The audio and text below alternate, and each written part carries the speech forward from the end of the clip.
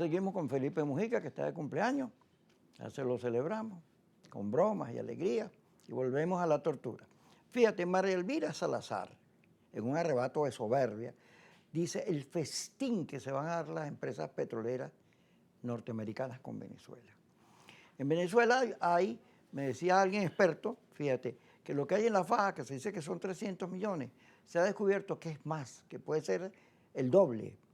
Pero el petróleo venezolano, el que es liviano, ese petróleo se utiliza todo, porque se utiliza para la gasolina, para los aditivos, para una cantidad de aviones, lanchas, etcétera, de combustible, pero después se utiliza para abonos, ropa, etcétera, etcétera.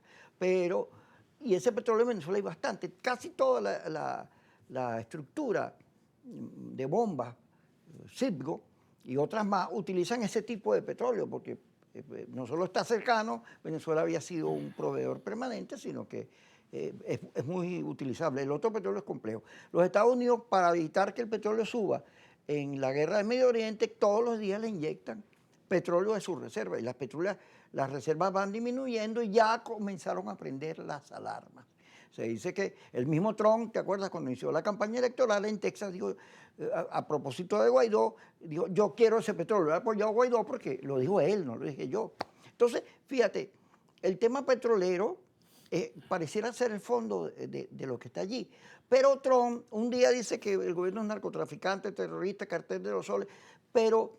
Y tú dices, bueno, ¿y qué seriedad tiene eso cuando a propósito de las elecciones en Honduras liberan al expresidente que fue agarrado con una tonelada de droga, lo liberan para incidir en la elección? O muchos otros, había un señor chino que lo habían detenido por los negocios de la criptomoneda. Bueno, lo liberan para él incidir en la criptomoneda. O sea, pareciera que allí se utiliza estas etiquetas, narcotraficantes, terroristas, para justificar cualquier acción en tu contra. Pero en este caso, todo indica, dice el New York Times, Reuters, todas las empresas periodísticas serias dicen que es una campaña que se montó desde aquí, con los dineros de los mayameros, de Marcos Rubio, para incidir en la opinión americana y justificar cualquier acción en Venezuela, pero que el fondo es el petróleo. Bueno, yo creo que en todo ese relato que tú das, no hay nada nuevo bajo el sol.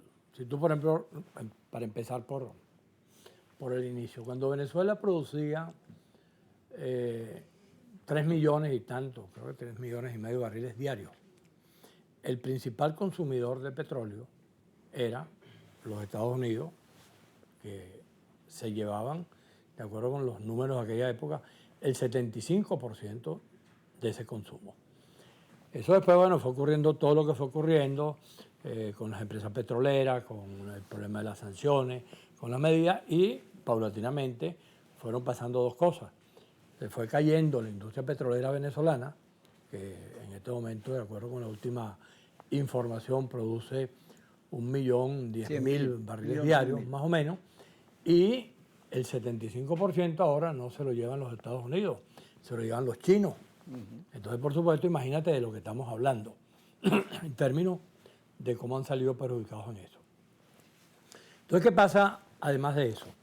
Tú ves, por ejemplo, todo este intercambio ha generado que a lo largo de todos estos años se han producido intercambios de presos. De repente soltaron a fulano, a mengano, a los familiares de tal o cual, y soltaron unos norteamericanos aquí y unos venezolanos allá. Eso ha seguido manteniéndose en términos de ese tipo de decisiones que hace que en cualquier momento se produzca un paso de esa naturaleza para facilitar otras cosas, como ya lo tenemos todo un recuento pues, aquí en Venezuela de cómo ha ocurrido. Esto que está pasando ahora coloca las cosas en el otro extremo. Venezuela dejó de producir los 3 millones y medio de barriles diarios. Los Estados Unidos dejaron de comprar el 75% y ahora se produce 1.010.000 y el 75% se lo llevan los chinos. Eso evidentemente tiene que estar en juego en toda esta negociación. Nadie lo dice abiertamente, no lo dice el gobierno venezolano, no lo dice tampoco el gobierno norteamericano, pero cualquiera que conozca la circunstancia de lo que está pasando y además lo que significa Venezuela desde el punto de vista de la producción petrolera. Venezuela de acuerdo con todos los números que hay, dicen que es el principal país con recursos petroleros en el mundo, lo cual es, por supuesto, un elemento que también está en juego. No tiene nada de raro que en este momento se esté negociando, como siempre ocurre, que haya algún tipo de solución, algún tipo de salida al tema petrolero. Pues yo me imagino, por ejemplo, al gobierno norteamericano le va a gustar que un país como Venezuela y su economía vaya a depender de aquel lado del mundo, pase a depender entonces de China, de Rusia, de Turquía, etcétera. Es evidente que eso no puede facilitar, y a los venezolanos tampoco les sirve, porque para los venezolanos su actividad comercial, su rutina era precisamente los Estados Unidos. Y la gente se la pasaba metida en los Estados Unidos y había cualquier cantidad de negocios que se hacían entre los Estados Unidos y Venezuela. Pero todo eso debe estar colocado en la mesa. Ahora, que además hablaron de otras cosas, bueno, esos son temas que uno nunca sabe de qué forma es que esas negociaciones terminan. Yo recuerdo, por ejemplo, un relato que siempre lo comento, las negociaciones entre Estados Unidos y los vietnamitas en Francia. Bueno, ¿por dónde comenzó el debate? Si la mesa era cuadrada o era redonda, y terminaron en una mesa rectangular sentándose.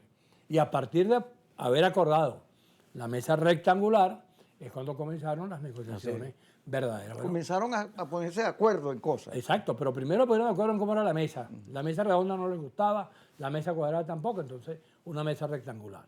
Y a partir de allí empezó la negociación que terminó con el retiro de los Estados Unidos de Vietnam, se acabó la guerra y las cosas fueron de otra manera. Algo que parecía que nunca se iba a acabar, porque esa guerra veníamos observándolo de no sé cuántos años, con todo lo que significaba y todo lo que implicaba para los Estados Unidos en términos de sociedad las consecuencias de esa guerra. Entonces, aquí no tiene nada de raro que el gobierno norteamericano y el gobierno venezolano estén sentados discutiendo verdaderamente las posibilidades de un acuerdo que puede dejar sorprendido a todo el mundo si efectivamente el acuerdo se da.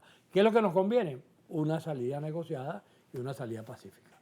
Vamos al corte y ya regresamos con Felipe Mujica.